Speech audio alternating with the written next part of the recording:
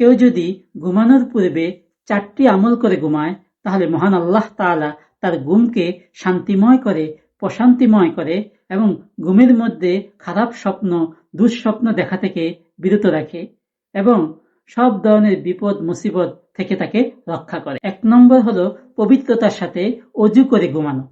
কারণ হাদিস শরীফে আছে, কোনো ব্যক্তি যদি অজু করে ঘুমায় তাহলে আল্লাহ তাআলা পুরা রাত্রি তার জন্য সওয়াব লিখতে থাকেন। 2 নম্বর হলো সে ঘুমানোর পূর্বে 2 রাকাত নফল নামাজ পড়ে ঘুমাবে। তার এই নফল নামাজটা আল্লাহ তাআলা তাহাজ্জুদ হিসাবে গণ্য করবেন। 3 নম্বর হলো ঘুমানোর পূর্বে আয়াতুল কুরসি পড়ে ঘুমানো। 4 নম্বর হলো ঘুমানোর আগে সে সূরা ইখলাস, সূরা ফালাক, সূরা নাস পড়ে ঘুমাবে। তাহলে আল্লাহ তাআলা তাকে এই ঘুমের মধ্যে সব ধরনের বিপদ মুসিবত এবং অনিষ্ট থেকে হেফাজত করবেন, রক্ষা করবেন এবং দুঃস্বপ্ন, খারাপ স্বপ্ন দেখা থেকে তাকে বিরত রাখবেন।